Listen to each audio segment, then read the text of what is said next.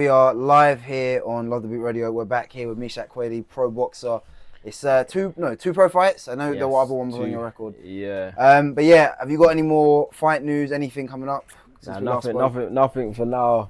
Gonna take a little flight out to Tenerife soon on the day of my birthday and do some training out there. Okay. Have you trained in Tenerife before? Nah, never even been. But you never been to Tenerife? Oh, Tenerife. Nah, Tenerife is amazing. Is it? Yeah. I'm going south though. It's not a small. It's not a big island. It's small. Oh, is it? Yeah. Tenerife. Tenerife's good. I've been there.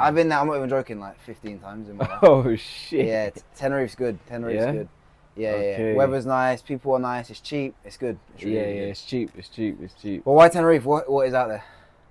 Yeah. Good vibes, isn't it? Mm. Yeah. Somebody invited me over, so aside from that, I just started looking at boxing gyms. Okay. Yeah, and then I'm gonna do some training. Yeah. That's how I always fall into it in other countries. Yeah. It's that I'm going to see someone and then I look up training. Something comes up. Yeah. Yeah. Yeah, because I was looking at your Instagram and you were talking about I was saying you should post more like videos and stuff. Yeah. Like the things you're posting are quite. If you should actually be posting that on your TikTok, I think. Yeah, because you were saying to me, the lighting's not right or whatever, but I think that's actually perfect. I get a good engagement, to be fair, but sometimes it all gets too much for me. What do you mean? I don't know. I'm not social media. When I see too many numbers coming through, it kind of makes my anxiety high. Okay. And then I start shutting things down. The notifications. Yeah, too much. Okay. Too much eyes. I'm like, whoa, this is a lot of people. Yeah. Yeah, No, but in the grand scheme of things, compared to somebody else, it's not. Like I could get like on a good day like 400 people on my story. I'm like, oh, that's too much. You think that's too much? Yeah, it's too much. Okay, yeah. I start thinking, yeah. Nah, I get you. But yeah, I think if you just posted it on TikTok, because it's like a portfolio, and if you could like say, do training with me, I could get you fit, or I could teach you how to box. Okay. That's what I'm talking about. Yeah. Oh, you like that stuff? Yeah, because I think if you done that kind of stuff, people might see it, and like if you tag the area, people will be like, oh, I'll train. Do you know what I mean? I think that kind of stuff goes a long way. I'm not exactly. Yeah, a lot of people like me, but a lot of people dislike me. So I'm not really trying to put my location. Oh, okay, I got you. Yeah. But then how do clients find you then? How? If they directly message me, then that's fine. So is that how most of your clients have found you? Like, or have they just been in the gym and word of mouth? Word of mouth. Yeah. Okay, cool. Instagram doesn't help me. All these things, they don't help me. Really? Nah. Okay. So most people of your just things look. They comment on it like, oh, this is good, and that's it. Okay. Yeah. But then I haven't entered that space of a creator yet. We're in that day and age where people look like creators. I've not entered that space yet. Right. I ain't got that phone. Yeah, literally that. I ain't got that type of phone. Yeah, no. I need a tripod and everything. I haven't you got can get all of this stuff. Like, this is very basic, the stuff I got. This probably cost me, these tripods probably cost me like $5 each. Yeah. Yeah, like you could do that. You could do this easily. And if you I need to get a laptop, even. Do you think what for? Because then I can make the transition to an online coach and do other things as well with my boxing brand. Is online coaching a big thing in fitness? Yeah. For what though? For what? Because you can access more people further away and charge them less price and get more people. Well, people pay for like online PTs. Yeah. But why? I don't know. So, I don't know. I'm not gonna say what I was gonna say, but personally, I wouldn't do it. No, neither would I. Yeah. Because like I could just go on Google and Google this stuff. Yeah. I can understand. I think unless you're learning a skill like boxing or a martial art, I get it why people want to have a coach or a trainer. But with personal training, I think a lot of the reason why people do personal training is because they know. I've spoken to people that don't train. They're like, I only do it because if I pay for it, I know I'll do it. Okay, I think that's why people do it. Me personally, I love working out, so I'll always go to the gym. But I think for people that don't, having a personal trainer is a good way just to make themselves do it. But if you pay you got to think, I don't know how much personal training costs, but like let's just say it's, I don't know, £10 an hour, £15 an hour. That's nothing, bro. Is that how much? That's so cheap. How much are people like charging? Me, I charge minimum £40. What, an hour? Yeah, if I know that you've got a decent job, I'm charging you 50, 60 quid an hour. Do you not think you'd get more work if you'd done it slightly less? Yeah, but I'm charging based upon my quality. and my years of knowledge. Okay. Because as the years have gone on, I've gone up in price. I started at £30. £30 when I first came into the industry. Right. And now I'm up at 60. £60 an hour? Yeah, I wouldn't go below 40. Okay, fine. Like, if you're a kid, yeah. But then, so how long are people even training for? Like, really 1 an hour and a half? Yeah. But some people are, I've come to notice, some people just come in and mess around. So that first 19 minutes, a lot of people just muck around. What do you mean they're mucking around? Just here, there, and everywhere. Because they come in, they're wrapping their hands, kind of loitering around, waiting for you to tell them. That's the worst, when someone's actually waiting for you. They know what we do, but they're waiting for you to tell them to warm up. Okay, yeah. Because they just need that reassurance. Like. Right. So, okay, you're talking about like boxing training. Yeah. Okay. I thought you meant, say, if you was just training someone to be fit, how much do you think that would cost an hour? Yeah, I'll charge more than boxing, No way, I would. Yeah. I mean, firstly, I would never pay for a personal trainer. But if I was going to, I wouldn't pay, me personally, I'd feel like I'd rather pay more for, say, boxing, because it's a skill. Yeah. You can't learn that anywhere. You could go into any pure gym or the gym and get a personal trainer and get fit, and get healthy. But me personally, I think that's why a lot of people do hire a personal trainer, because they don't know what they're doing and they have no motivation. But I say to people, like, I'll show you what to do. Like, I'm not a personal trainer. I'm like, I'll show you how to train once or twice. And if anything else you want to work out is on YouTube, basically. But this is what's funny. Let me just close the window. Keep talking. Because I've been in the industry for many years now. I've been in the industry since 2015. And so what I've learned from this game is that everyone has different reasons for why they get a PT. Some, it's lack of motivation. Yeah. Some, it's that they want company. Okay. And then on the other hand, you get some who, they like you, but they don't know how to go about it. They don't know how to tell you they like you, so they think putting themselves in your company may help them get towards what their goal is, which is to get with you. What do you mean? You're talking about like a woman? Yeah. Oh! So in this industry, I've noticed that, like, I think I've noticed that, because when I'm in the gym, sometimes I notice that personal trainers are very friendly. Not with me, but I notice, like, whether it's a male personal trainer or a female personal trainer, I notice, I'm like, you don't seem very friendly to be like someone that you're working with. But I can understand why. But it's personal training. Yeah, I get it. So you got to break that title down, personal training. Yeah. Because some of these people tell you some things that you're like, wow. Like, hold on a minute. Like, they may have just gone through a breakup and they're complaining to you. And you're a man and they're a woman. And think about it, they're confiding in you. You're helping them to reach a goal that they need to reach, which is to gain a good body. And they're trusting in you. And you're saying, do this, go there. 1, 2, 3, 4, 5, 6, 7, 8. They like that. Yeah. They actually like to be told what to do. Yeah. Then they start looking at you like, wow, this guy's, he's got power. He's strong. Yeah, he's strong. He's showing me how to do it. They feel safe.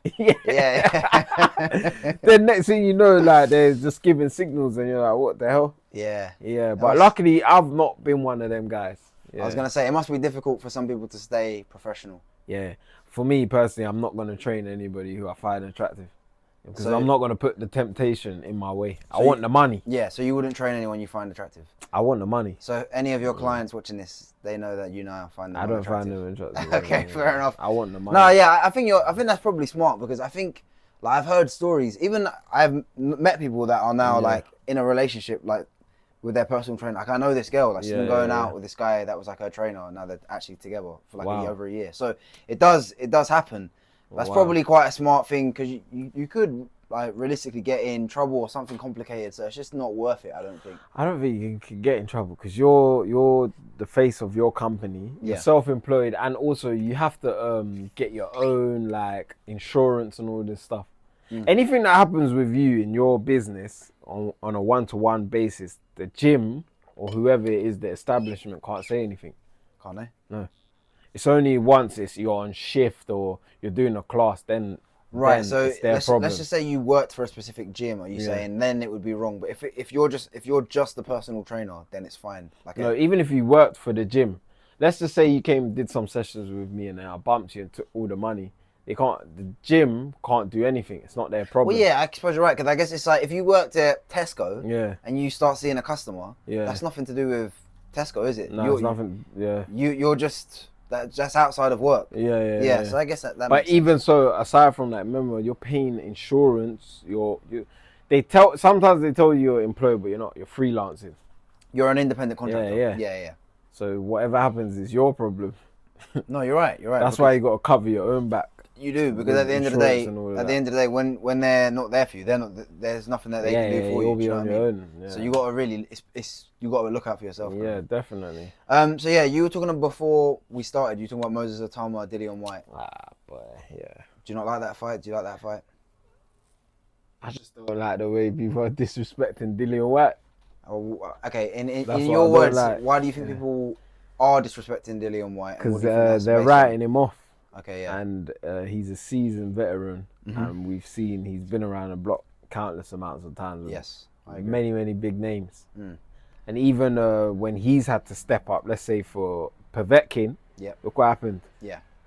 So it's like... Do you know what I think it's based on? I think it's a lot of his recent fights, how he has not looked like the old White. And he's even said himself, like I listened to his interview a few days ago with Ade Aladipo, and he was saying, you know what, I just wasn't motivated. I wasn't I was showing up for a check. I wasn't fit. Do you know what I mean? Like, and he's saying now I do feel better, because it's like he's saying I do feel like a lot of people are writing me off, but at the same time you can't overlook those performances that did happen. So I think was it even last year that he lost to Chisora? Was it last year? No.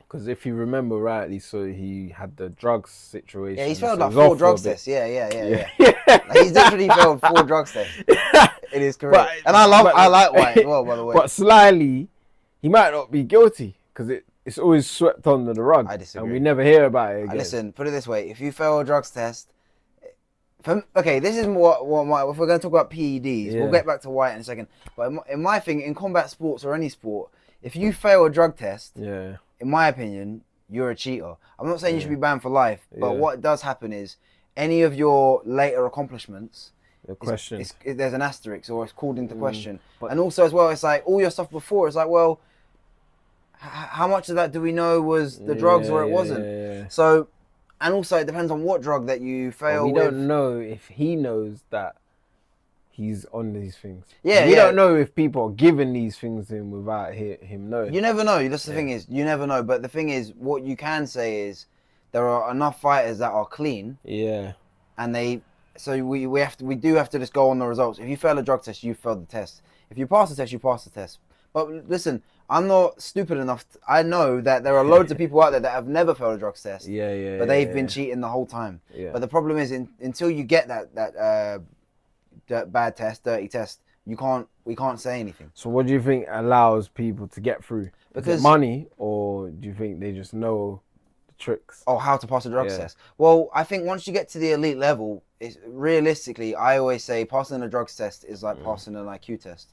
Because when you have the money and you have the resources, you know how to cycle that stuff on and off of, like on and off of it. Because when it gets to PEDs, it's not like a case of you're not using it for fight night. Realistically, you're using these drugs to get you training even harder, get your body, and you can cycle it in and out of your system. Like, I mean, and there's different kind of drugs for different people. So if you're taking EPO, I don't know if you know about EPO. No. It is basically a drug that basically makes you produce more red blood cells so that you can recover faster, and essentially you've got better cardio. Wow. There's a UFC fighter who tested positive for that called TJ Dillashaw. He's a great fighter. He was a champion. But he done that in his last few fights when he went down a weight class, and he said he was honest about it. Like, I needed to cut that weight. I couldn't have cut down to 125. Damn. I got caught. I got my ban. Fair enough. He's honest about it. How many years? I think he was out for 2 years. Because I think that's a long time. Well, actually, it wasn't that long, because he failed in January 2019, but then he came back in 2021, but you got to think there was a year of no fights when it was COVID. So he didn't really miss that much. He was back in like a year and a bit. He was out for just over a year and a half, essentially. And the way I look at it is, less people would fail drug tests and take PEDs if they knew that the risk was there. Look at Ryan Garcia. He failed his drug test against Devin Haney, and I want to say April or March of 2024. He's back in a year. Yeah, Whether he's innocent or not, maybe he is, maybe he isn't. Yeah. But at the end of the day, they know the risk and the reward outweigh each other massively. Look how many guys that have failed drugs tests, and you know that you're going to make millions later. Yeah. He won that fight on the night. He didn't get found guilty till a few weeks later. He won millions of dollars, like millions and millions of dollars. Ostarine, yeah. Yeah. I mean, a lot of people I do look into these drugs. Like, there's a guy called More Plates, More Dates who breaks this all down. Ostarine, to be honest, it's really not a performance enhancer. Oh, is it not? But the thing is, it is a performance enhancer for a reason. It's very minimal. Do you know what I mean? So, by the end of the day, you got to know that. You know what drugs are and substances are banned. So it's like, yeah. That's the only one I actually know about. There's properly. so many. There's Tyrannical. Like I've heard names, but that's the one that's been broken down to me properly. If you get on like testosterone as well, like it really depends on what you need. Like, I mean, I've seen so many fighters. Like, I remember back in the day that in the UFC, you could take TRT, which is testosterone replacement therapy, to a certain level if you had low testosterone. But then you just had a bunch of guys saying, "Oh, my T it was low." There was a guy called Vitor Belfort. He got on. He was smashing everybody in 2013. And in Brazil, you could take as much as you like. And he made Michael Bisping lose an eye. So it's like, it's dangerous. Yeah. He's got one eye now for life. So it's like, yeah. And he never got sued. No, because technically it was legal in those rules set at that time, but then they changed it after that. Yeah, these things make you inhumane, sort of. Yeah. It's freakish. I don't have any problem with people that want to take these drugs and they're not taking part in combat sports. So they're just in the gym and that. Yeah, I mean, to be honest, I think taking steroids is dumb because it's just like you want to look hench to working your 9-to-5 job in the office. Why? Yeah. I mean, I don't really get it, but if that's what you want to do, that's what you want to do. Well, women are taking it because I go Kings gym. Okay, yeah. But it's crazy. What are they taking? Anything and everything. Whoa, yeah. Yeah, because I go to a shop where I buy my pre-workout and the guy explains to me a lot. Yeah, they're probably He's explained to me about all these things, Ostarine and all that. Yeah. I mean, I think most people like that who are in the gym lifting trying to look big, most of them are on Tyrannical. It just basically, it just makes your arms, it just makes you like bigger and stronger and you can work out more and it just improves your HGH levels so high that you just get so big. But I just think most of the time those guys just look so dumb. Like, some guys I see coming on like, Jesus, man. Like, what are you actually on? Yeah, it looks... You just look too big. Much, too wham. It's too much. I don't get it. But women as well, like, I go to a gym called Muscle Works. They're on it. Which one is that? Where is that again? Bethnal Green. Bethnal Green. Some women are just really on that stuff as well. You can see. Me personally, I don't even...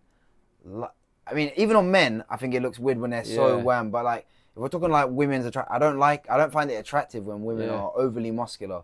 Even if you're natural, I don't really like that kind of. Do you know what I mean? Like the shoulders popping out. I ain't gonna lie. I ain't gonna lie. I saw one woman on Instagram the other day from Manchester. She was wham on the shoulders and the arms. She looked alright. I don't like it. For me, it's very just like manly. I don't like it. I don't mind like if a woman's got like abs or something, or you can tell she works out. Like I like that kind of fit body, but I don't like the too much. Yeah, like I know that you've been killing those shoulder presses. Do you know what I mean?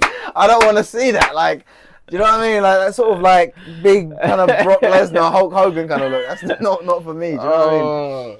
That's funny that you say that though, because look, he died the other day, innit? He died. But he had a good innings considering like the guys were on all those drugs. I mean, and also it's funny you talk about steroids. Like a lot of those guys, those wrestlers. Yeah, they die so early. Well, wrestlers, there's a few other reasons, but you know, like those fitness influencers. They die so young because heart attacks and things. Yeah, because their heart can't keep up with all the drugs that they're taking. It's really bad for you. Yeah, it's mad. Yeah. But I was watching. This is way off topic, but we were watching WWE in the boxing gym. Yeah. And like, it never occurred to me until everyone said it 3 days ago. They were like, look, all these guys on steads and that. Did you not know? I didn't know. When you're young, you don't understand. Oh yeah, of course. Now as an adult looking, I'm like, wow. Yeah. But they're open about it. Well, they're not. They are and they aren't. Like The Rock still says that he's natural, but I was watching John Cena and someone else. I was like, wow, yeah, he looks a little bit too big. Yeah, they're all on gear. Like they're all on gear because you can tell. Like they obviously work out and they're very fit and they're very strong, but you kind of would have to be in that industry unless you've got like crazy genetics. One, because they need it for the aesthetic. And two, the amount they work all year round and the damage that it does on your body, you would actually need to be on like. Yeah. I don't have a problem with those guys being on it because they're not hurting each other essentially, but yeah, they're all on it. So you think, because we were having this debate in the gym, you think it's actually fake? Or WWE? Yeah, it is fake. So you don't think they're actually slamming each other? Oh no, they are. That's what I'm saying. That's why I mean it's bad for them, but it's not. It's all acting. It's kayfabe. That's what they call it. So you think that, let's say for example, like I run into you, someone gets clothesline, you think they're just throwing themselves? No, so basically it's a bit of both. Okay. So they're doing. I mean, I don't like wrestling at all, but I know about the industry a little bit. They are, and they're practicing these moves. It's like choreography in a movie. Okay. So they are hurting each other, but they're not like going out to hurt each other, if that makes sense. So they are colliding, but they're really, really trying to not make it as painful. They're trying to make it as painless as they can. So if you look at, do you know what? Funnily enough, there's a documentary you should watch called Mr. McMahon. It's about Vince McMahon. It's on Netflix. Come out last year, and I actually hate wrestling so much because I used to really enjoy it when I was a kid. I had all the games. I had all like the ring. I had like a John Cena hat or whatever. But when I got into like year 7 or year 8, someone told me it was fake. Okay. And I was like, what? Like I just never watched it again. I don't get how real adults. I know adults they love WWE. Like, they love it. Like it's like for them, it's like watching a soap opera or something. Yeah. Like I get it, but for me personally, I'm not into it. Is it? Yeah, but it's really bad for you. Like look what happened with Chris Benoit. The amount of stunts he would do. Yeah, Chris jumping Benoit. off cage, and obviously what he done to his family. You know, when they scanned his brain, they said that he had a brain of a 75-year-old with Alzheimer's. Wow. And a lot of that is to do with the head damage because they're working like 4 nights a week. They're working like over 200 times a year, and you got to think you're doing that constantly. But did he die?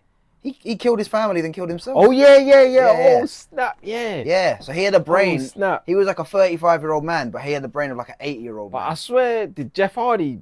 He broke his neck or something. They've all had so many horrible injuries. I know Kurt Angle did, and he had a lot of addiction problems like onto Percocets and stuff because he said the pain was so bad. I was listening to it like a year and a half ago. He said because the amount of damage that you take in that industry, they say it's better now. They said in the 90s and 2000s when they were literally working 5 days out of 7 every year. That's mad. I need to watch a documentary on it. Yeah, watch it. And I hate WWE, but it's definitely worth watching.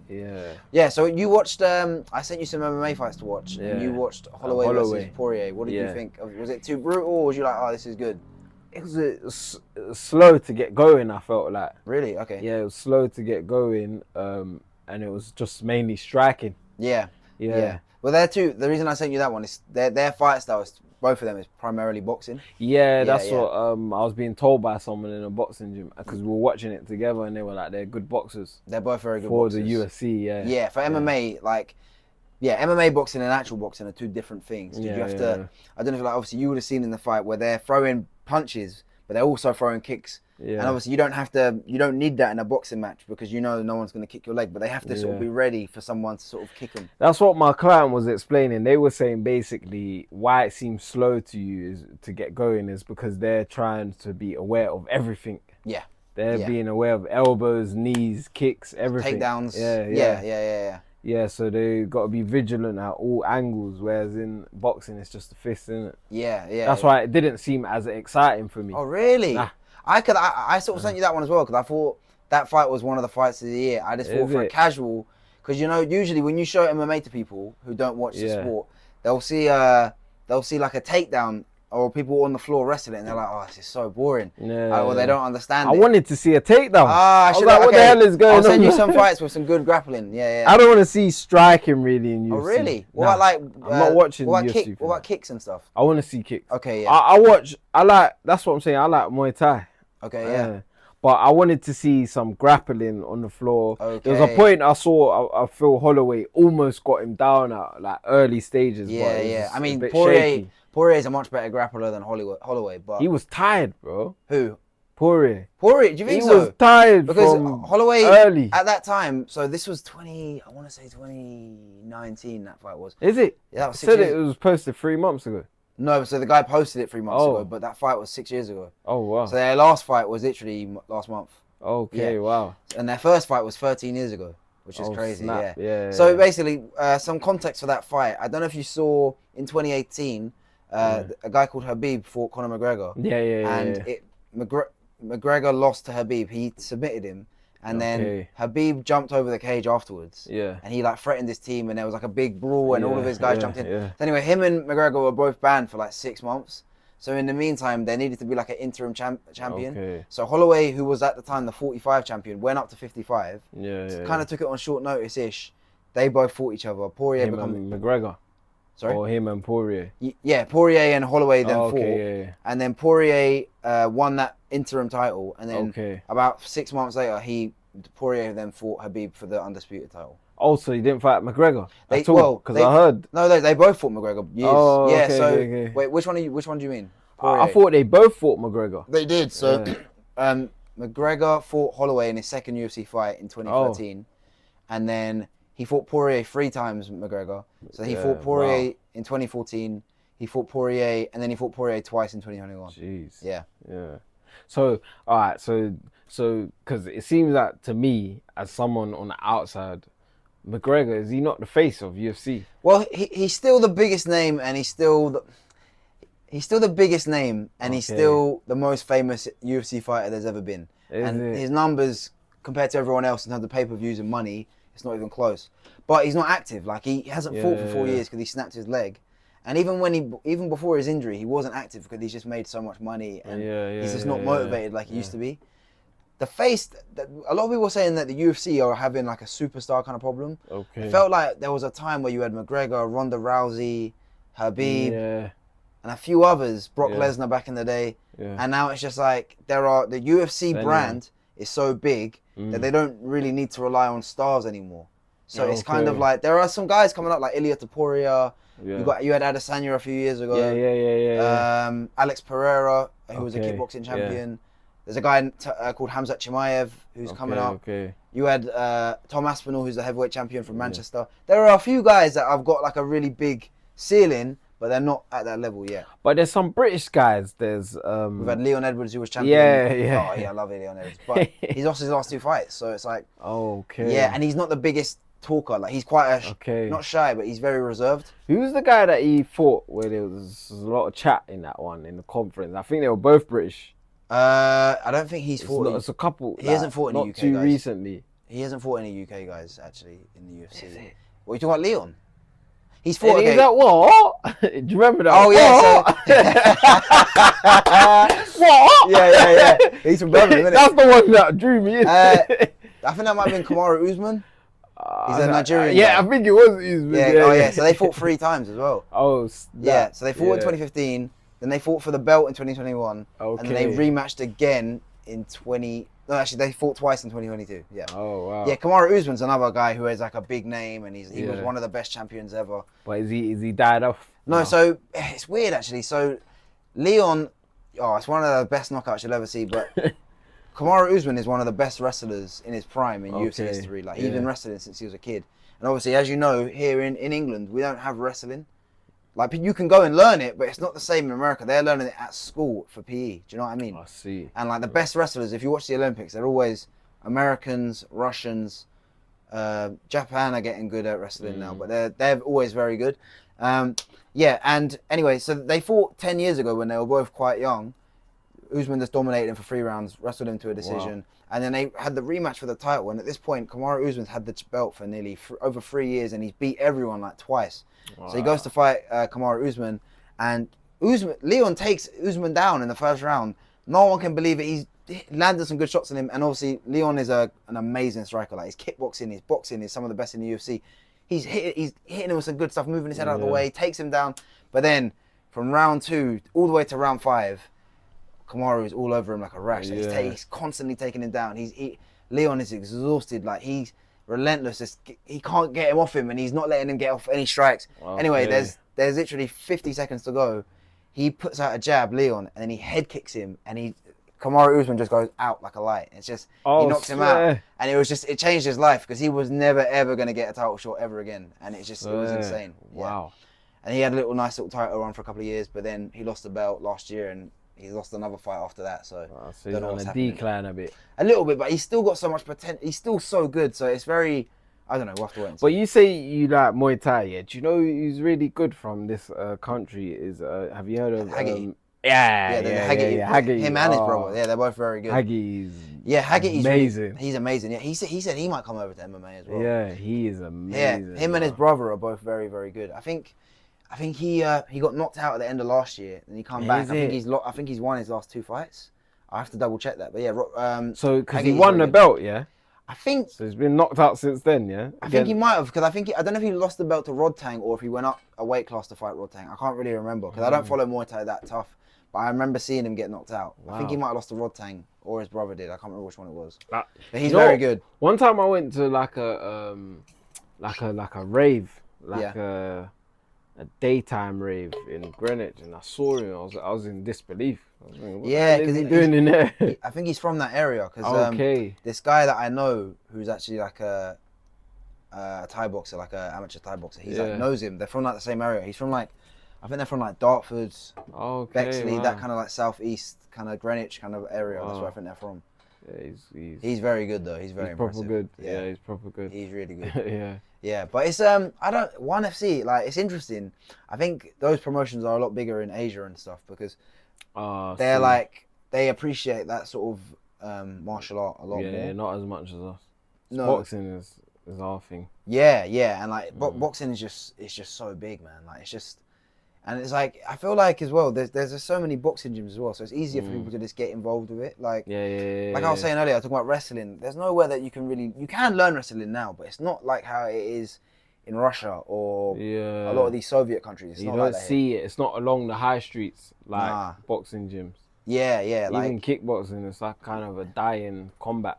I don't see it everywhere. Yeah, and I think as well, like, looking at it from the outside looking in, if you're a young guy and you want to get into martial arts, there's literally no money in kickboxing unless you make it to the very top. At least there's a path if you're a boxer or if you're an MMA fighter. If you're an MMA guy, you want to get to the UFC. If you're a boxer, you're like, well, I want to box and I want to get my name out there and get some big fights. Yeah. Yeah, it's interesting though. Would you ever want to try any one of those martial arts? I tried Muay Thai a few times. What do you think? It's complicated. Really? It's complicating because of I stand side on, lead shoulder in front, rear foot behind, and for them that's a meal ticket because they're gonna kick my leg because my lead leg's in front. Whereas they're squared. Yeah. So for them, they're just gonna kick the hell out of me. And they're probably switching stances all the time as well. With them though, they're like a meal ticket for us because they're squared. So we can just hit their easy target for us. Are the gloves different, or is it the same gloves that you get in boxing? It looks like they got smaller gloves. Yeah. Because they're in boxing, they're like what, 10 ounce, 12 ounce? No, when you go into the ring to compete, if you're like a middleweight or above, you're wearing like 10 ounce. Okay. If you're below that, you're probably wearing 8 ounce. So what are you? You're 10 ounce. 10 ounces. 10 ounce, yeah. Because I mean, bro. Amateurs, I was wearing, I think 14 in the bout. 14. So when I went down to 10, you don't want to take too much risk. That's all I'm gonna say. Of course, yeah. You don't, because you will feel it. Yeah. You will feel it. Yeah. So you notice the difference when it's 10 you to notice 14. the difference straight away because most of the punches make your head rock back. Yeah. Oh my god. So you got to be really cautious. I feel like as a pro, I've kept my hands up more than as an amateur. Why do you think that is? Just taking because it just takes one shot. Yeah. And you know what? I did some research maybe 2 years ago about the differences in gloves. As a pro, I believe most of the gloves, the material inside is it's like sheepskin and all of that. Oh yeah. And so it damages easier, and all the weight is in the wrist. Yeah, so it gets kind of jammed. No, but that's why you get cut so much more as a pro. Because most of the weight is in the wrist rather than up here. Yeah, I always wonder that. You get cut a lot. Yeah, like when you got scar tissue. Yeah. I always wonder. Amateurs not like that. Yeah, I always wonder when you see guys get cut in boxing. Because you know what it is? When you're just looking at a boxing glove, they look so soft. I know they're not, but they look so like cushiony. Do you know what I mean? But obviously they're not. When I first put on my in my first pro fight, they gave me the gloves. I was like, wow. Yeah. I punched the wall. I thought, somebody's going to sleep. Yeah. Yeah, because there's nothing in it. Yeah. There's nothing in it, and they're so light. Do you find it weird? So you know when you're training, I'm assuming you're wearing just like trainers. Yeah. Do you find it weird wearing those big like shoes, or do you find it like? When I'm in the ring, I'm in boots. In boots, that's what I mean. Yeah. But do you find it like? They just look so hot as well. They feel nice. They make you move around lightly. Yeah, they're nice. I feel like I'd rather just wear like nothing. Is it? Yeah. Nah, you can't, because you're on the balls of your feet a lot. You're moving around. You're coming into close contact. Your foot can get stepped on. There's a lot of idiots who will do that. There's a lot of crafty people that will actually step on your foot. Yeah. Purposefully, as a tactic. It's a kickboxing technique. They step on your foot and then they punch you like that. It's horrible. Yeah. But as well, when you come across the southpaw, you always collide with your legs. So yeah, you're always gonna clash, aren't you? So you don't want to be barefoot when that's happening. Oh my days. Yeah. It doesn't sound very nice. Nah. Have you been like sparring any like big names again? Because you were talking about, like, was it Chris Richards last time? Do you know, I picked up a shoulder injury, you know, from the last fight. So I'm out. Oh yeah, when you actually had your last fight. I'm actually out for a bit, and I'm actually upset about that because it's hard. Like I said in the last interview, I need this for my mental health. Yeah. So not being able to hit it's difficult. I'm in the gym and running and that, but it's not the same. When will you be back? I don't know, because you know what, today I was showing one of my clients a movement and I threw an uppercut and a hook really fast and it just felt bad. Just jammed a little bit. Yeah. Ugh. That must be so frustrating, because that's another thing about combat sports and boxing. Like, the injuries are just so. It's just, you have to just kind of accept that's just part of what comes with it, innit? This one though is like one of the worst, but I'm hoping it will ease off by the time I get to Spain. Because I need to fly places and gain experience. I need to be able to spar people in different countries. So I can just say to myself, okay, I've experienced that style. Yeah. I don't want to go here to Tenerife and just not experience. So do you think it's good to go to other gyms to get other looks from different people? Like, just to sort of be like, oh, see how they train? Anywhere. Yeah, like you because obviously, like how you're going to Tenerife in Spain, is it good to say, oh, I'll see what this person's like? Because is there sometimes a case of if you just stay in your own gym, you might get so comfortable or it gets too familiar. So, like, you basically need to get different looks elsewhere. I'll be honest, I'm the only one in my gym that travels around and does this. Yeah, I'm the only one that my coach has that travels all over the place, like across Europe or whatever, and spars. I'll walk into anyone's gym because I don't actually care. The worst I'll get is a beating. But like, it's gonna build my character, innit? And I've walked into gyms like Portugal. I've held some crazy beatings. Like twice. Once, the first time I walked in, Matosinhos, Arena Matosinhos. I thought the guy broke my jaw. Really? Yeah, he was like 12-0 or something, and I was like, I had 6 amateurs. Yeah, but I was stocky. And like, I just thought, let's go for it. And the guy absolutely pieced me up. But that's probably good though, right? Yeah. But the second time I went in, that's when I was training around the guy that's going to fight Boots Ennis, Wisma Lima, his brother, DB Lima. And there were some other guys there. And bro, I was doing all right with DB. And then they brought one guy and he had like 100 and odd amateur fights. This guy worked me up. He's like a Lomachenko. Oh my days. And after that, I stopped going, like, because I was going around to different boxing gyms then. That particular visit. After that, he gave me such a hiding that I just said, let me just chill out, enjoy my holiday, have some alcohol. I started partying and I was like, I'm done with that. No, I can imagine. I was in so much pain. Well, what was it, like in your jaw, or like, where was the pain? Just all over. Like, you know what it was? I couldn't make an adjustment. I was an amateur then as well. I think I had 7 amateur fights, and he had 100 and odd, and I just wasn't making the right adjustment. Yeah. And he just kept countering me on what I was doing. And he must have been like an older guy, I'm guessing. He was younger. Really? I thought he was older, but now come to find out he was younger. Oh wow. Okay. I can't remember his name. I've got him on Instagram. Was he foreign? Was he foreign? He's from Portugal. Oh, okay. Yeah. He pieced me up. That sounds brutal, man. Like, I always wonder, like, when it comes to sparring, do a lot of people just sort of say, this is a fight? Or is it like, okay, let's just try and make each other better? What is it for you? No one says anything. No, but I'm saying the way people approach it, are they sort of going, we're fighting? Or is it like, okay, let's just going through the motions? My mentality is, when I go in with someone who I know is a lesser opponent, I'll think, alright, don't go too hard on him. But at the same time, don't let him ever think he can get the better of you, or she. Because sometimes you go in with girls. Yeah. But then when it's someone above me, I think, boy, protect yourself and do the best you can do. Right. Make the best account of yourself. Because usually you're on a big platform there, you're like in Matchroom or somewhere else. So I'm thinking this is actually my opportunity to either get myself into a position where I could get signed or just have my name around the circuit a bit more amongst people who have the power to help me out. Right, because it's kind of like an audition without saying it. Yeah, it's an audition, yeah. Yeah. So you just go in there with what you know. And at the same time, in getting a beating, you learn a lot. Yeah. So you got to try and take out what you can from it. Well, like you said, it's like, you said you couldn't make the adjustments. So it goes to show, like, if that was to ever happen in an actual fight, you're like, okay, now I know what to do. But that, as an amateur, I realised one thing about me as an amateur, I didn't feint, I didn't set things up, I didn't think, I just came in because I didn't understand the game. I used to just punch. Whereas now, as a pro, I understand. Yeah. So them things can't really happen as much now. Yeah, I think, I mean, from the outside looking in, I always look at boxing, you kind of need to start so young to get really good. Do you know what I mean? Definitely, yeah. You kind of need to get such a big head start on people.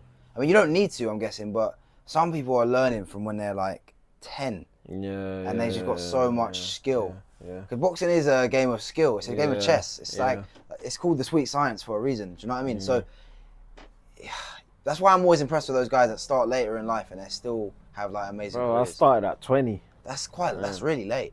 I don't think Deontay Wilder started till he was like 20 something. Yeah. And he went to the Olympics. Yes, man. When you start late, it's very tough because you're taking a big beating because it's adult strength, it's adult power.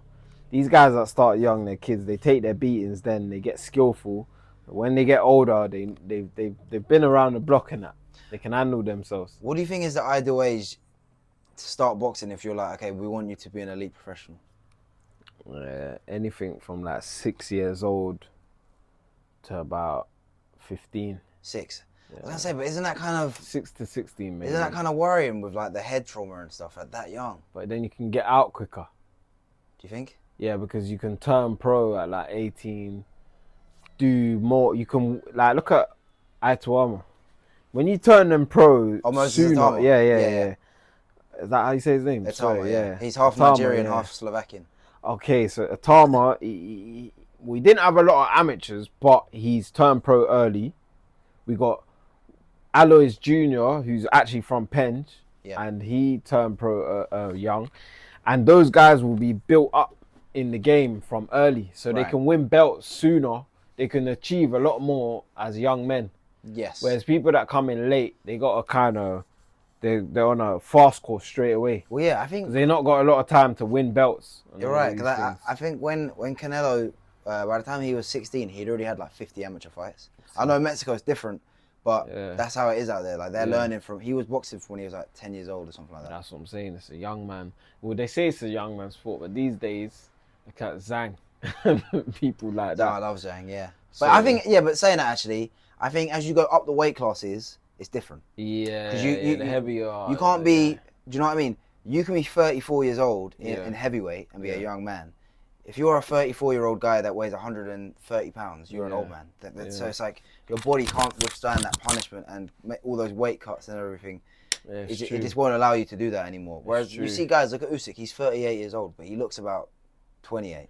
But do you know what? Even me at this age, 28 going on 29, I'm starting to feel the damage. Yeah. Like my knees from running up and down so much back in the day, up and down the hills and all that. I'm feeling it now in my knees. They start to hurt. Or like, look, my shoulder. It got inflamed the other day. I was sparring and that's when I was like, nah. Yeah, of course. I have to take time out. Yeah. You know what I mean? I've had my thumb done in.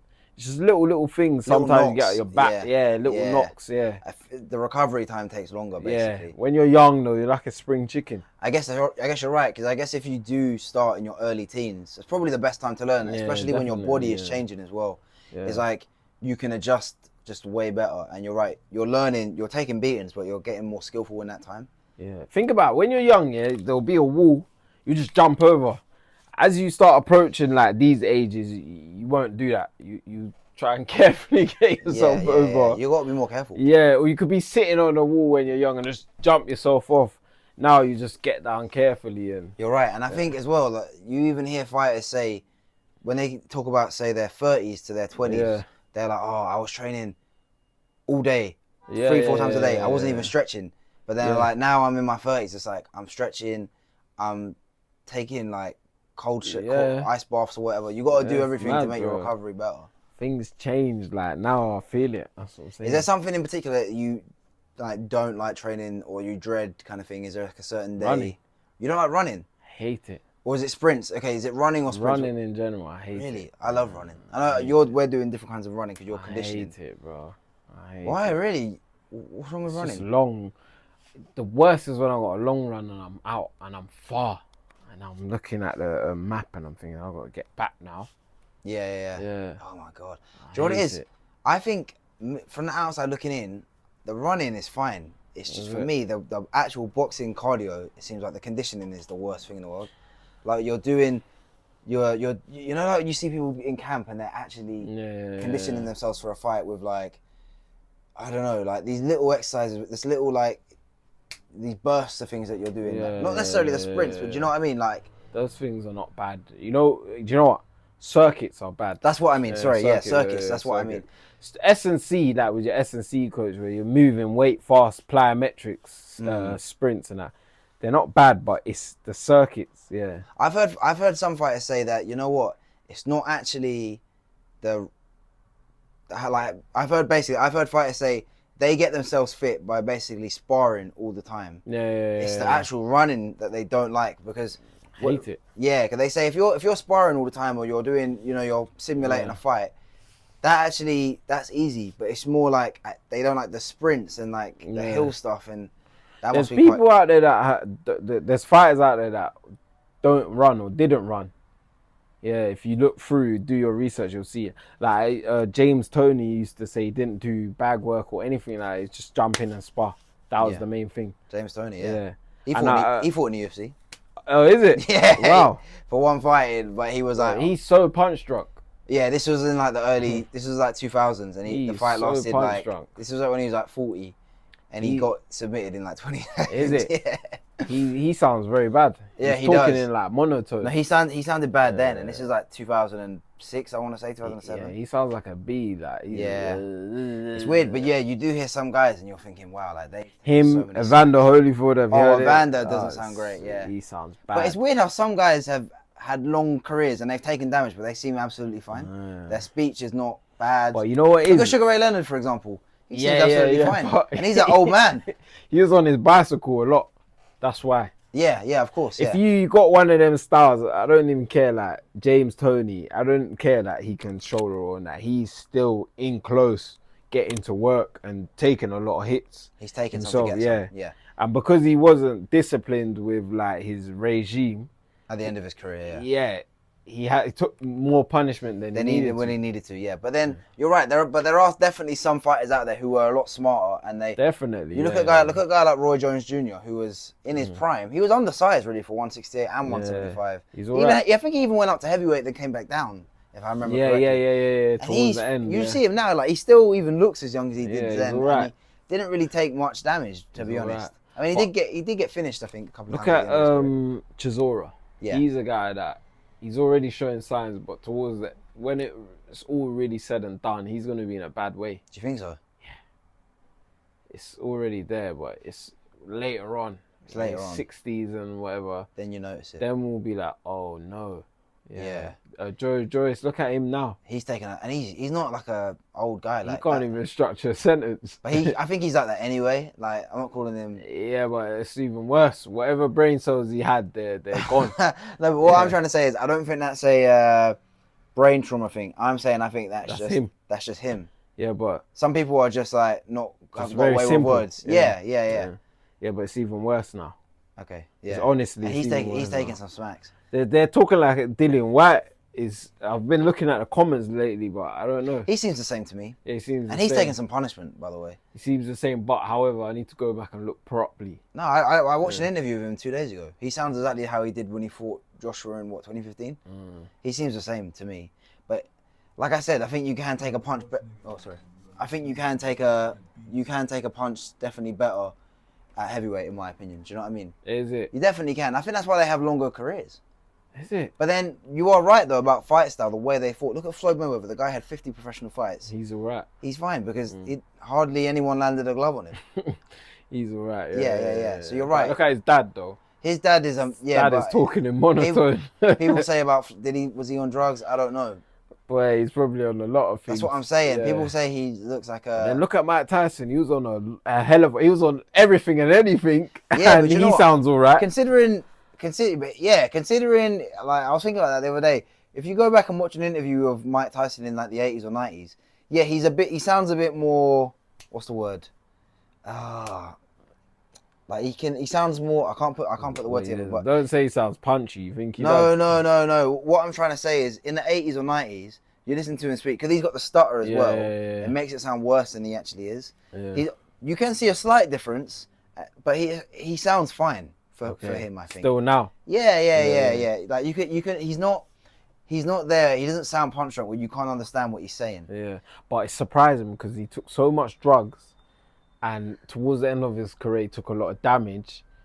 And have you read his book? No. You should read his book. But I know a lot of his life story, like with Custom. He said he smoked weed all throughout his career. Yeah. So it was all those things. I'm surprised he doesn't sound. Well, I heard him say he's done a few interviews with Joe Rogan, and he said that when he retired, he said smoking now, he smokes all the time because he has his own weed business. I don't smoke, but he said that kept him calm. That's what keeps him calm. He says that really, really helped me with a lot of trauma, and he said that smoking regularly really helped him just be like relaxed. Wow. Yeah. But I guess it's different for everyone. I mean, I don't smoke, but I guess there are definitely pros and cons. I think probably for smoking. I used to smoke as an athlete. I couldn't handle it. Do you not think as an athlete? I think it really depends. Because there are some athletes that do smoke weed and they're absolutely fine. Yeah. You know who's a current athlete who's I think they said they stopped. I can't remember. Because I watched some interview with him, but do you know Kershawn Davis? Yeah. Did you see what happened with him recently? Yeah. Oh my days, yeah. But he's a weed smoker. Yeah. Because he said for mental health. Yeah, he had a really bad, crazy upbringing. That's why. Yeah. He had a good family, but he had really bad mental health problems when he was a teenager. So I'll send you the interview that I watched of him before the fight, before everything went wrong. But he was in like a foster's home, not foster's home, like in a boarding. He was in like a boarding school. Because I think he had bad behavior as a kid, and he was messed up, but it sorted him out in the long term. Wow. But he still got a lot of trauma. And if you saw the way he was acting the other day, where his fight got cancelled, oh man, it was terrible. And he come out. I listened to an interview with him last week, and he literally said, "I was completely out of line. I was in the wrong 100%, and apologized to a lot of people." But he said he's taking a little break from boxing. I was there. Yeah, he said, I think he'll be back next year. Breaks mess you up, man. But I think he needs one because the way he was acting, his behaviour, and it's so unlike him. Because the first time I ever heard of Keyshawn Davis was when, I think it was after his last fight, I watched an interview with him and I was so impressed with the way he spoke and his outlook on life, because he was talking about all this stuff that happened in his life where he's like, he said, I had a good family, this and that, but I was the problem and I needed to sort myself out, but I didn't want to get help and this and that, and I had to go to boarding school, wherever it was. And he said that sorted me out. Wow. So I was so impressed with him as such a young guy, and I think he's got a kid as well. I was like, wow, he's impressive. But then when I saw that with his last supposed fight, I was like, this is so like out of character. Like, what is going on? Is it when his brothers fight? No, they were both fighting that night. Oh, so he was meant to be the main event. He missed weight by about 5 or 6 pounds. Fight got cancelled, and then he's acting out that night, and then he goes into the dressing room, tries to fight the guy that fought his brother, and then he had to apologize and this and that. It wasn't good, and he was in the crowd. Yeah, it's interesting. It was interesting. He's an interesting character. That's not good at all. Yeah. I can't remember how we got onto Keyshawn Davis. I don't know. I don't know, because we were talking about weed smoking and that. Yeah. Actually, that's what I was going to ask you. So, what do you think about it? Like, just in general, do you think weed? Yeah, I mean, I've only smoked once in my life. Is it? And I didn't really feel anything. Is it? And this was years ago. But I don't really know. I don't even know how to inhale. Is it? Nah, me, I started like... So do you think, actually, that's what I was going to ask. Do you think weed is not good or bad, because it's different for everyone, but do you think there are pros and cons, especially as an athlete? If you're trying to be a boxer or any form of athlete, leave it out. Yeah. You ain't going to get far. Okay. Definitely not, because it slows you down. Right. Slows you down. Sorry. It actually slows you down. That's why people that smoke in the morning, first thing in the morning, I don't know how they do it, because that would just bring your whole day to a halt. So are you saying that it can make you lazy? Yeah. Okay. But also but different strains make you feel different ways. Some make you laugh a lot. Some make you think a lot. Some make you too active. Because I've heard some people lazy. I've heard some people say that they've smoked and they just felt so paranoid, kind of thing. Yeah, that's why I don't smoke though. Right. So because if I smoke weed, it's like, oh shit. Yeah. Here we go. Yeah. Because I'll just start thinking about my whole life. Right. But the worst parts. So I think, why did this happen? Why is that like that? Yeah. So would you never like smoke again or? No way. I can't handle it. Right. I have to be honest with myself. I cannot handle it. Yeah. What do you think of it as like a drug? Do you think it should be legal, illegal? I don't think it's good. You don't think it's good? My mum used to always complain to me and my friends, it's because my mum calls it skunk because she was a Rasta, and that's what it is, skunk. Yeah. She said, don't bring that skunk in the house, mess your head up and that. I used to think, shut up. But now I'm like, wow, I know what she was talking about. It really makes you a dunce. Yeah. And if you disagree with me, then like you're ignorant. You're literally just ignorant. It makes you a dunce. Yeah. There's weed out there that like the Rasta men smoke, the natural, pure stuff. Yeah. Probably even some Americans like Snoop Dogg and that are smoking things that are pure, but overall, it's got chemicals, the things that we're smoking. Right. And I've seen things that I've been in that world and that, and I've done things myself where I've seen that you can't trust everybody that's selling it to you, because some people just don't care. They'll just weigh your stuff and bag it with other chemicals on the scales and give it to you, and you don't even know this. Yeah, I guess I think dangerous. I mean, I don't smoke, but I'm guessing for different people, it must have different effects. Some people they're like, you know what, because I've heard like a lot of army veterans and stuff say they've got PTSD. They started smoking weed and it sort of helps with things like that. Or people that they might have medicinal where they've had a lot of like pain from like surgeries and stuff, and they say it like fixed me completely. But I can definitely see how it makes a lot of people like paranoid, and they're just like, I can't. If you got underlying mental health problems, you should really stay away from skunk. Yeah. Yeah, probably drugs in general. Yeah. It's probably not good. Yeah, it's probably trigger. Yeah. I think a lot of people don't realize. I think is one thing I've always found interesting about weed is people say, "Oh, you can't be addicted. You can't be addicted." But I think you probably can. You can. I think there's probably a lot of people that are addicted that don't realize, or they're in denial about it. I think I don't know why. People are in denial that it's a drug. It's a drug. Oh, it's 100% a drug. Yeah. It's a drug. Yeah. So it's best if you're an athlete to stay I don't know if it should away. be. I don't know if it should be banned though. But yeah, I know what you mean. I think if they're gonna legalize it, it needs to be pure. Yeah. Nothing with chemicals, no skunk and things like that. I guess in a way, in a way, it's kind of decriminalized because, like I see people smoking all the time. Yeah. And I'll see police walk past whether you're in a park or something. They're not gonna be like, "Oh, you come here." Go home and smoke. That's what I'm saying. They're not gonna go over and arrest you. I don't like it. I used to. The smell, it stinks. It does. I hate the smell. I don't like the smell either. And it doesn't taste good. Does it not? Tobacco, no. The whole smoking thing doesn't taste good. What about smoking? So, do you smoke fags? Nothing. Yeah. Nothing. I wouldn't even date someone that smokes. Really? Okay. I don't want nothing. I don't want that stuff around me. What do you think about vapes? What do you think about vapes? That's right. Do you vape? I've done that here and there, yeah. Cause I feel like that's the new thing. Everyone's vaping now. Like it's 2%, in it. Is it really? Okay, yeah. So it's better. I guess it's safer than actual smoking. I've seen some bad cases online. Really? Like where people's lungs have been absolutely collapsed from vaping. My understanding of vapes is that it is, like you said, it's lesser than smoking. Yeah. But do you know what I think it is? The frequency that people do them.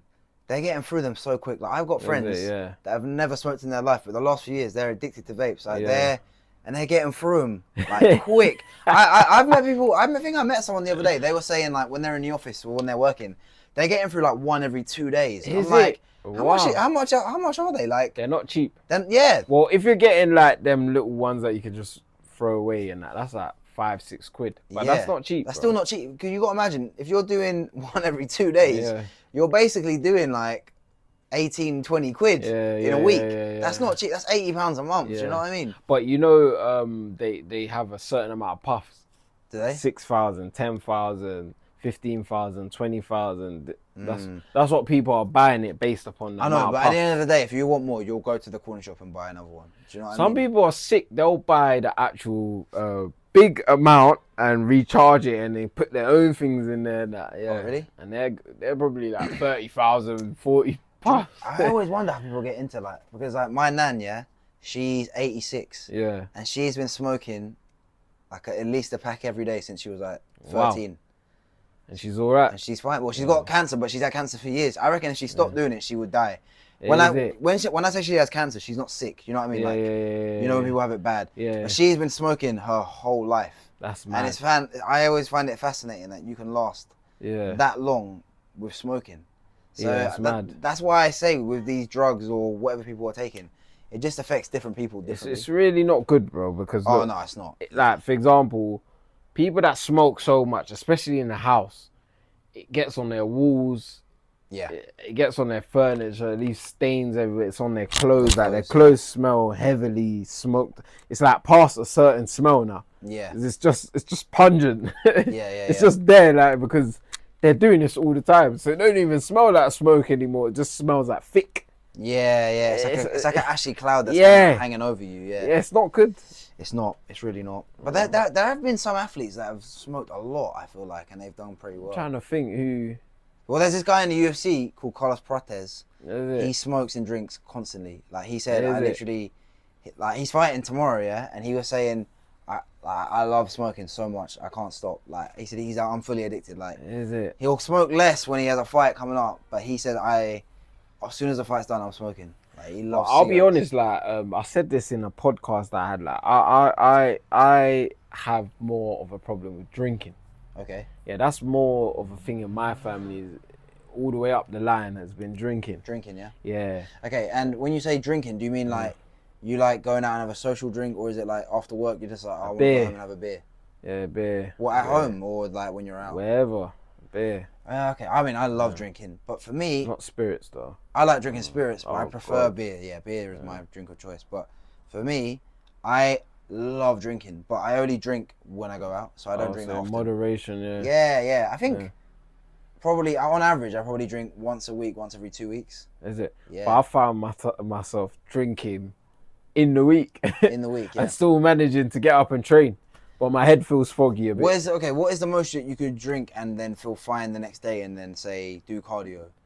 Nah, 2 beers. Yeah, okay, right. 2. If I 3 and any more, it's like, alright, cool. When you wake up tomorrow, you're not gonna have a great session. Really? Yeah, it's gonna be too slow and sluggish. Yeah. Dehydrated. For me, the most that I can drink and feel fine the next day is like if I was gonna do like hard sprints and cardio, for me it's 3 pints. That's the most I can drink.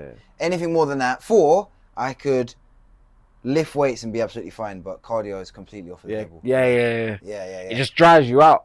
Yeah, it dries you dehydrated and stuff. Yeah, it dries you out. And another thing as well, you know like when it's the weekend, I don't know about you, but say I go out Saturday night, like I was out last Saturday. Okay. Me, the next day, I just want to eat rubbish food. Yeah. That's what I do when I drink. I want to eat crap food. I want to have like McDonald's. I want to... That's me. I get hungry, man. Like, that's me. That's what I'm saying, bro. I had this conversation with my client today, Yeah. I went out 2 weeks ago. Yep.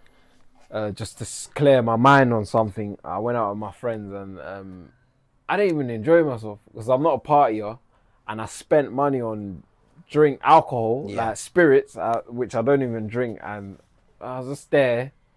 Next day, I was finished, and you know what? I realized, I said, I'm not doing this anymore because number one, it's all an accumulation. You drink this crap, you spend this money, you look in your account the next day, it's lower. Yeah. You eat chicken and chips and all of this crap. Then you're sleeping in bed all day trying to recover. For a couple of days, you're trying to recover. Really, it's that first day you're fully trying to recover, but it's still in your system. Still the day after, and then the whole thing goes hand in hand. It's like a day and a half you need to get back to normal. It's crap, bro. And then you've wasted like 2 days. You're probably even running around like a headless chicken trying to talk to women who really don't care about you, bro. So okay then, so are you saying that are you trying to cut drinking completely, or is it just on special occasions kind of thing? Me, drinking is a problem for me still.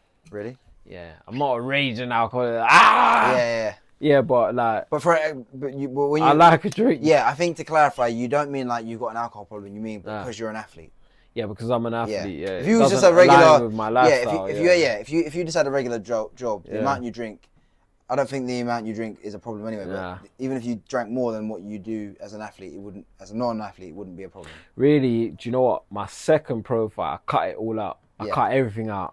Women, the alcohol, just friends, everyone, everything that goes with it, and I just was pure. But then I got back on it. Something triggered me, and I got back on it, and it just doesn't help. It's probably for the best, though. I think it doesn't help, bro. Like all of these things, if you're an athlete, whether it's drinking, girls, whatever, going out, it's a distraction. Yeah, it's like it's easy for me to say it sitting here because I'm not a professional athlete, but it just needs to be a lifestyle essentially if you want to get as far as you can. But you don't think as a normal civilian, you don't think that these things need to have a limit on them?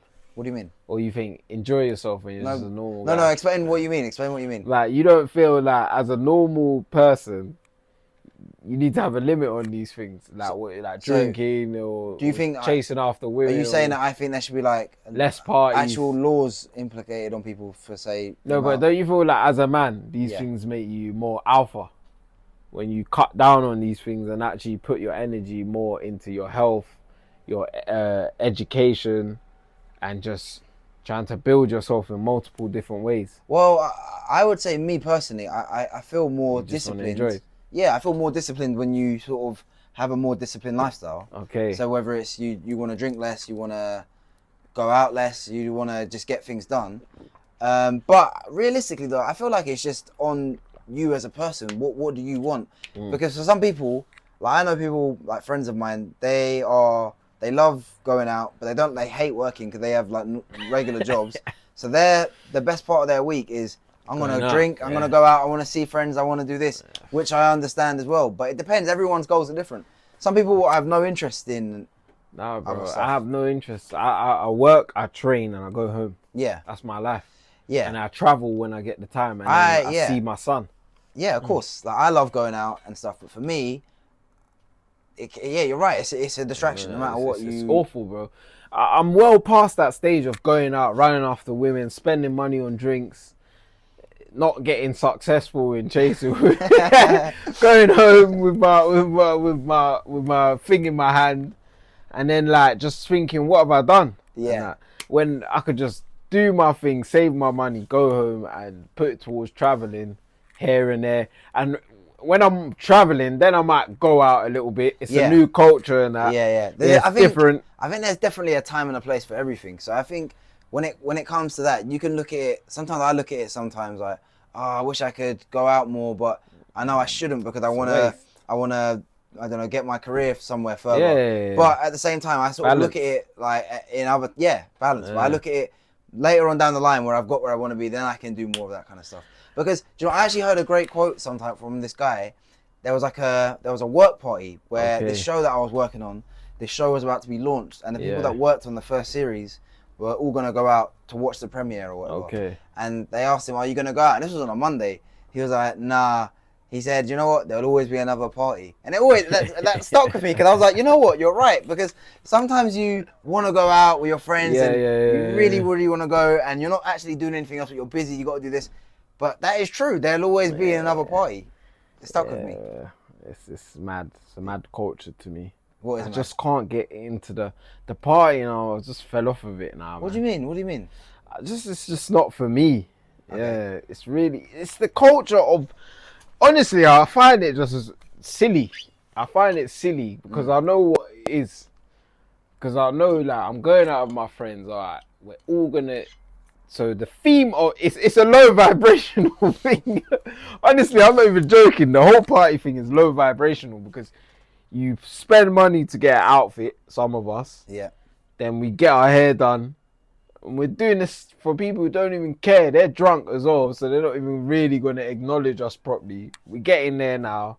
We spend money on getting drunk, and the main theme of the night is getting drunk. Yeah. And trying to, like, as a man, trying to pull girls. Yeah. So getting drunk and trying to pull girls who yeah, don't care, bro. They don't care. A lot of it's all for show. I think. Yeah. They don't care. Then these women, they think like they're the best in town when they live an average life.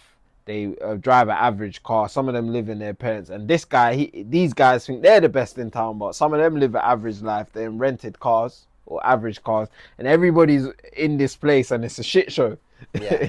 Honestly. And then when the lights go on, the real is revealed. Some of these shoes are just heavily creased. The whole thing is crazy to me, bro. Right. That's why I just find it's not for me. So you don't enjoy partying? Not anymore. I fell off of it in the last year. But when I go away, I'll go like daytime party. I like that.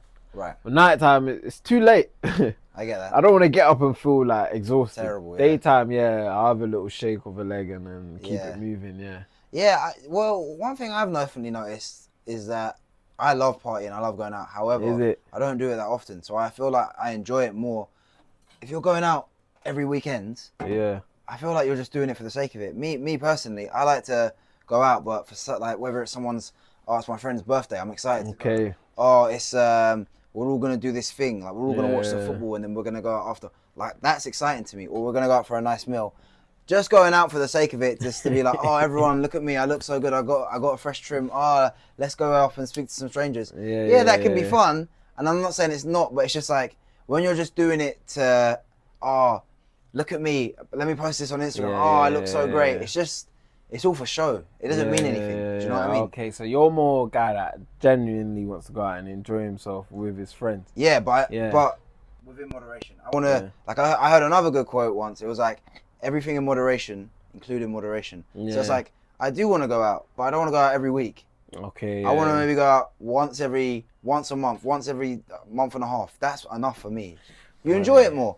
I went out 2 weeks ago, and like I said, I didn't really enjoy myself because I just thought I've kind of, this is not me. But you've outgrown it. Yeah, but when I left and how I felt the next day, I was like, I really need to. I started looking at my friends and I was like, ooh, I might have to keep a distance here. Because I was thinking, like, as much as I love these guys, they're not actually on what I'm on, which is athleticism. They're not on that. Yeah. They're living a different life. They smoke weed and all this stuff. They party every weekend, Friday to Sunday. Yeah. So for them, they don't care. They want to come out and watch me fight, but they don't care about the preparation or me looking after myself. That's not their life. The process. Yeah, that's not their life. So how can I? Which be is fair upset? enough. That's their life is different. Yeah. So I thought I need to just keep my distance and do what I'm doing. I think that's probably for the best. I don't mean like, cut them off. I just mean if you know what you've got to do. Yeah. Because realistically, like you hear people say it all the time, like especially in combat sports, it's the loneliest sport in the world. Yeah. Because at the end of the day, it's not like being a footballer.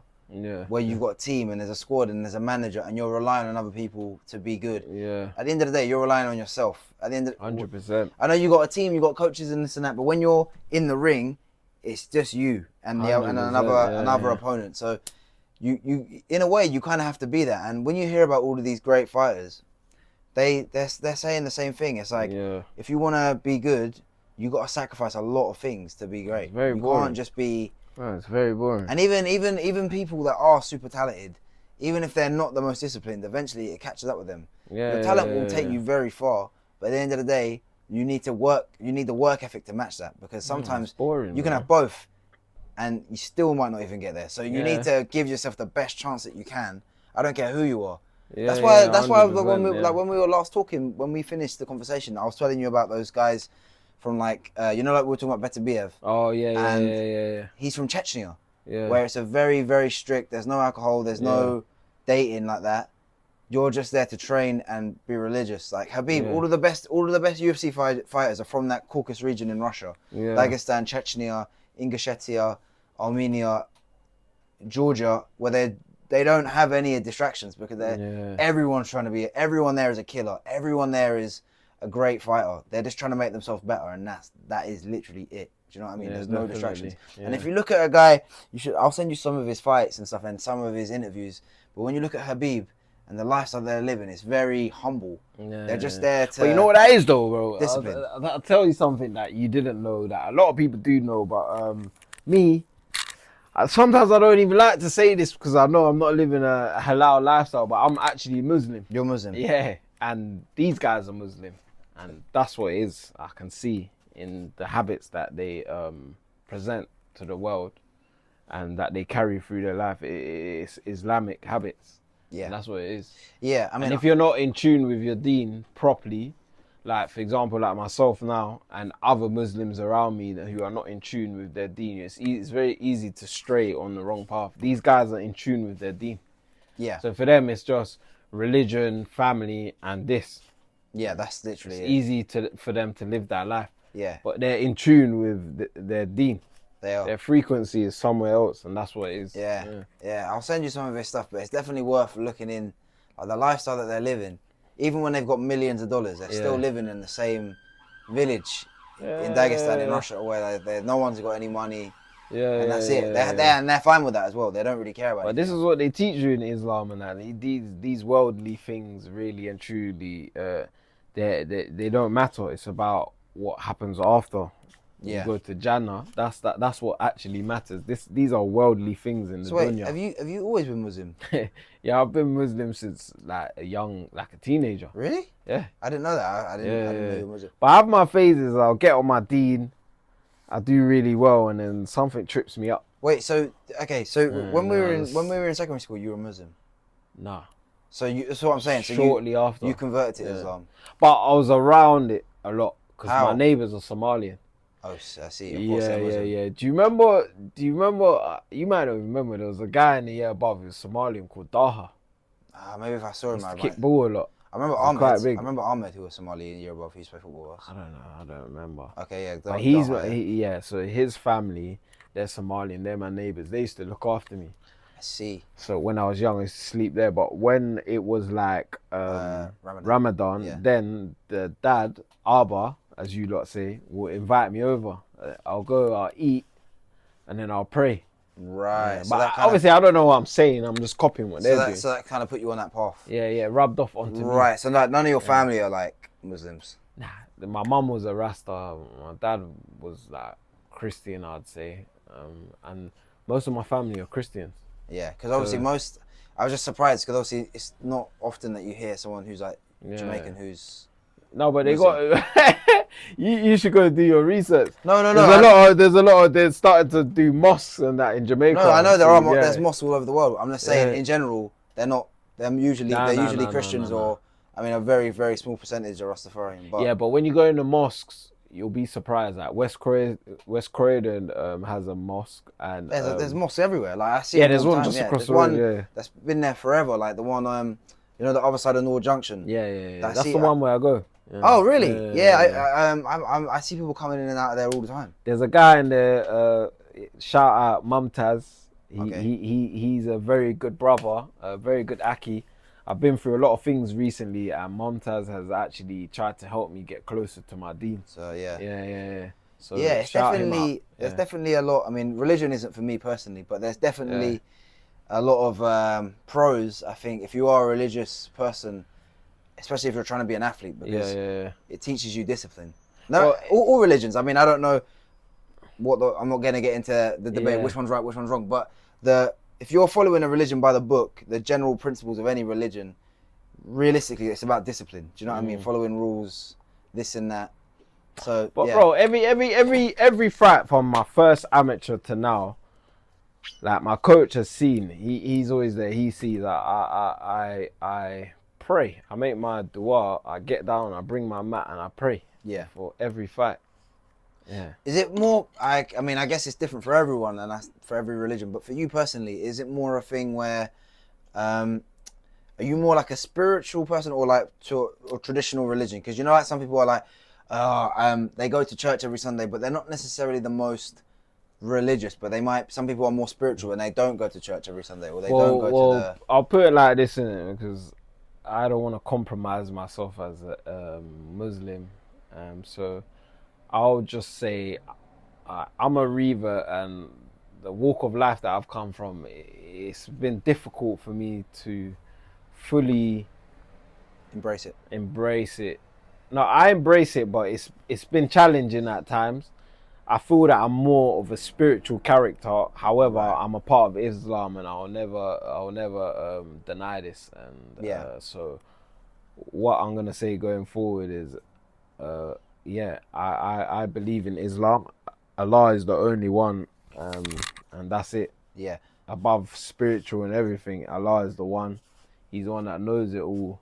Yeah. And that's it. And I get that, because I'm guessing as well, it must be more difficult if you don't grow up in that culture. It's almost like learning a new language, or do you get me? Because because for example, like I was saying, when you're born, if you're from like a Muslim majority country or culture, it must be a lot easier because everyone's the same as you. You don't have to change your lifestyle if you're already living that life. Do you know what I mean? But I'll tell you something though. The people that are born in, a lot of them are terrible. Oh yeah, I'm guessing compared to the reverts. Yeah, a lot of people are. Of course, no one's perfect. I used to be more embarrassed that I was doing bad things and I was a Muslim. I didn't want to say it to people, but then I started to look. I was like, hold on. How would they know? These people are born in. Yeah. And they're acting worse than me. Like they should be an example. Yeah, like. But how would they know that's your personal life? One thing I clocked about religion, Islam, Christianity, whatever, Buddhism, whatever, there's always someone who wants to try and tell you how to do this or how to do that and going like they're better. But like people that but you're not supposed to judge. Yeah. In religion, you're not supposed to judge. It's not really your each business, other. do you know what I mean? It's like, it's not. Even in like I was watching a film the other day, like you know, like in Catholicism where they have the confession. Yeah. So like it's between you and the priest or whatever. Yeah. But then I guess, I mean, if I was a religious person, I wouldn't be, like, that's not someone else's business to know. That's between me and God, I guess, or the head of the church or whatever. People, they use religion to try and mask the fact that they've got problems of themselves, so they'll use it to try and point out your flaws. Like, there's been so many times I've gone in a mosque and, like, I've seen things like, you're meant to stand shoulder to shoulder. Okay. Foot to foot. When you're doing prayer. Yeah, people move. Yeah. Like I've seen like Asian guys specifically or Arabs move their shoulder and I'm thinking, okay, but I just do what I'm doing. Whatever, or I've been like praying and maybe I didn't do my rakat properly and people and like I've had guys come over and like, sorry brother. Yeah. You didn't do 2 rakat when you came in and this and that. And I'm thinking, What's rakat? It's just when you're praying and that you've got to go by a certain structure. Oh, like a recite in it. No, it's just that you go by a certain structure, up, down, to the middle, whatever.